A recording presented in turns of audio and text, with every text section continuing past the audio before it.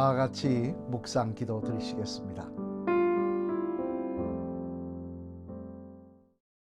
찬송 161장입니다. 161장 함께 부르시겠습니다. 할렐루야 우리 예수 부활 승천하셨네. 세상 사람 찬양하니 천사와 다 파도다. 구주 예수 부활하사 사망 권세 이겼네. 구주 예수 부활하사 사망 권세 이겼네. 할렐루야 우리 예수 왕의 왕이 되시고 우리들의 중보 대신 성령 증거하시네. 구주 예수 부활하사 처음 열매 되셨네. 구주 예수 부활하사 처음 열매 되셨네. 할렐루야 우리 예수 흠과 티가 없도다. 무덤 속에 있는 죄인 주가 일으키시네. 구주 예수 부활하사 영광 주러 오시네. 구주 예수 부활하사 영광 주러 오시네. 아멘. 하나님 말씀 함께 보시겠습니다. 누가복음 24장 말씀입니다.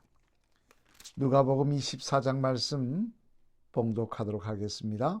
신약성경 140면에 있는 말씀입니다. 안식 후 첫날 새벽에 이 여자들이 그 준비한 향품을 가지고 무덤에 가서 돌이 무덤에서 굴려 옮겨진 것을 보고 들어가니 주 예수의 시체가 보이지 아니하더라. 이로 인하여 근심할 때 문득 찬란한 옷을 입은 두 사람이 곁에 섰는지라. 여자들이 두려워 얼굴을 땅에 대니 두 사람이 이르되 어찌하여 살아있는 자를 죽은 자 가운데서 찾느냐. 여기 계시지 않고 살아나셨느니라. 갈릴리에 계실 때에 너희에게 어떻게 말씀하셨는지를 기억하라.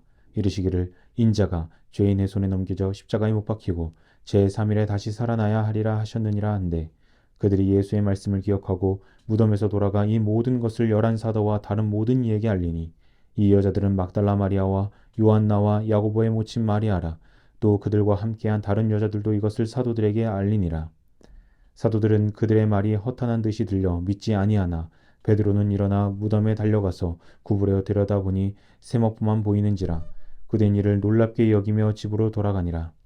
그날에 그들 중 둘이 예루살렘에서 25리 되는 엠마오라 하는 마을로 가면서 이 모든 된 일을 서로 이야기하더라. 그들이 서로 이야기하며 문의할 때 예수께서 가까이 이르러 그들과 동행하시나 그들의 눈이 가리어져서 그인 줄 알아보지 못하거늘 예수께서 이르시되 너희가 길 가면서 서로 주고받고 하는 이야기가 무엇이냐 하시니 두 사람이 슬픈 빛을 띠고 머물러 서더라. 그 한 사람인 글로바라 하는 자가 대답하여 이르되 당신이 예루살렘에 체류하면서도 요즘 거기서 된 일을 혼자만 알지 못하느냐. 이르시되 무슨 일이냐. 이르되 나사렛 예수의 일이니 그는 하나님과 모든 백성 앞에서 말과 일에 능하신 선지자이거늘 우리 대제사장들과 관리들이 사형 판결에 넘겨주어 십자가에 못 박았느니라. 우리는 이 사람이 이스라엘을 속량할 자라고 바랐노라. 이뿐 아니라 이 일이 일어난 지 사흘째요. 또한 우리 중에 어떤 여자들이 우리로 놀라게 하였으니 이는 그들이 새벽에 무덤에 갔다가 그의 시체는 보지 못하고 와서 그가 살아나셨다 하는 천사들의 나타남을 보았다 함이라. 또 우리와 함께한 자 중 두어 사람이 무덤에 가 과연 여자들이 말한 바와 같음을 보았으나 예수는 보지 못하였느니라 하거늘 이르시되 미련하고 선지자들이 말한 모든 것을 마음에 더디 믿는 자들이여, 그리스도가 이런 고난을 받고 자기의 영광에 들어가야 할 것이 아니냐 하시고 이에 모세와 모든 선지자의 글로 시작하여 모든 성경에 쓴 바 자기에 관한 것을 자세히 설명하시니라. 그들이 가는 마을에 가까이 가매 예수는 더 가려하는 것 같이 하시니 그들이 강권하여 이르되 우리와 함께 유하사이다. 때가 저물어가고 날이 이미 기울었나이다 하니 이에 그들과 함께 유하러 들어가시니라.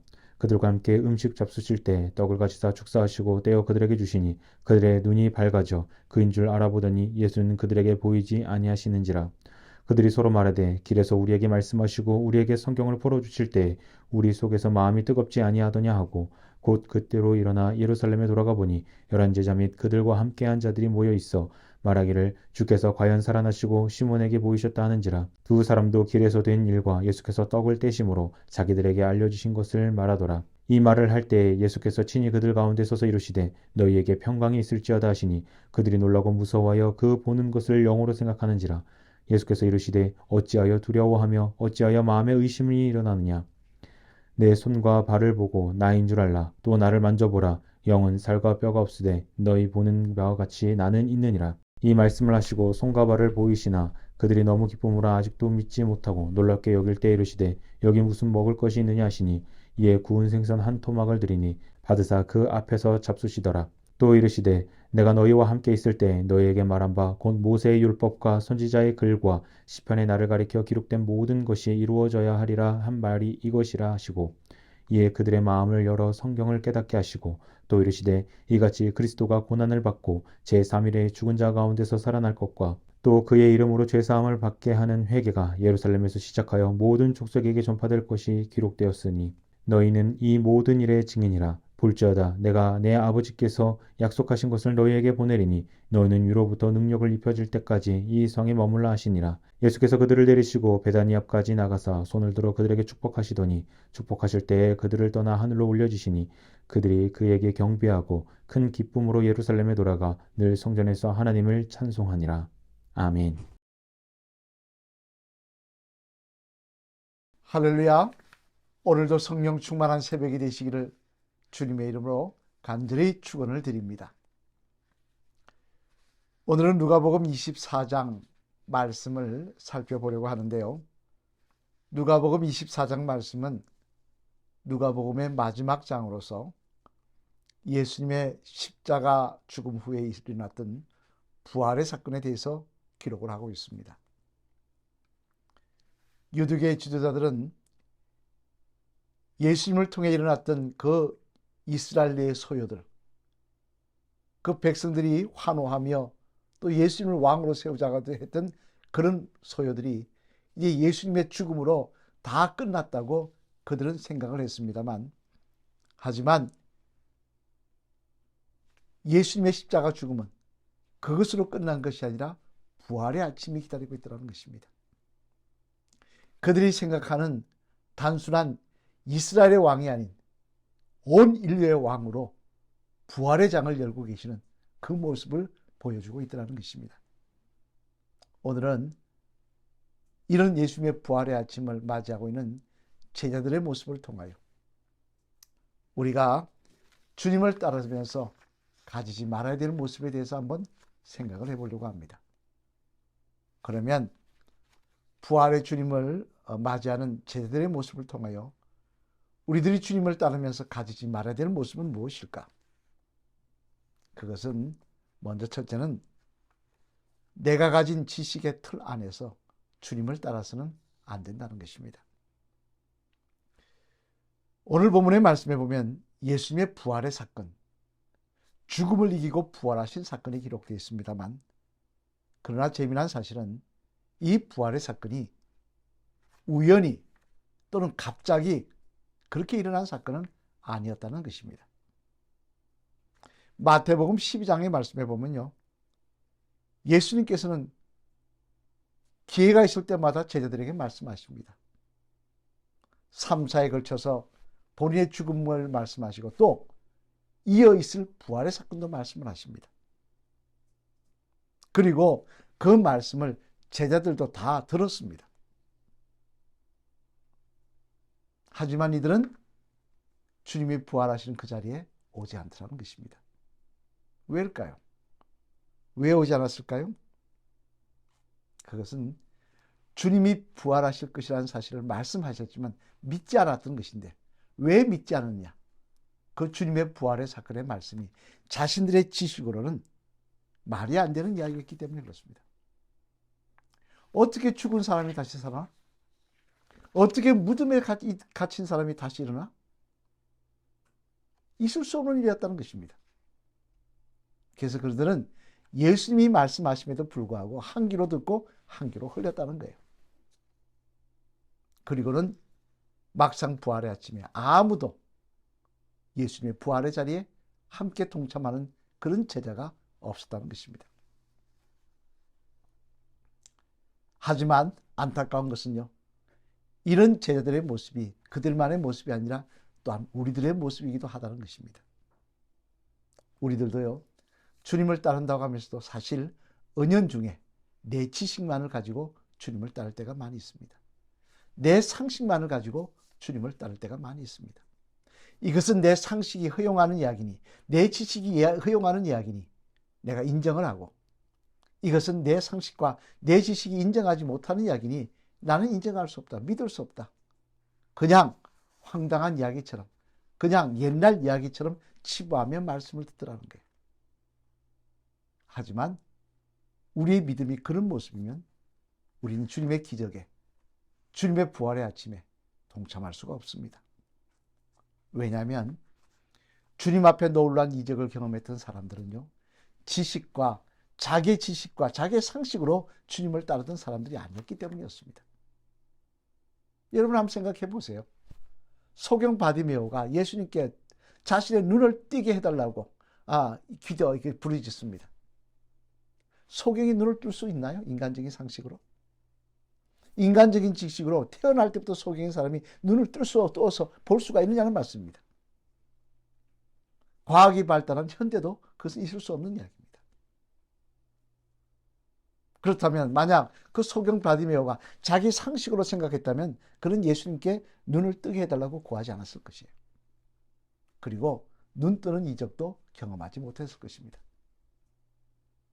그리고 더 나아가 내 믿음이 너를 구원하였다는 그 음성도 듣지 못했을 것입니다. 여러분, 하나님의 나라는, 하나님의 역사는 내 상식과 내 지식을 뛰어넘습니다. 우리가 아는 지식이 얼마나 협소합니까? 우리가 내일 일을 압니까?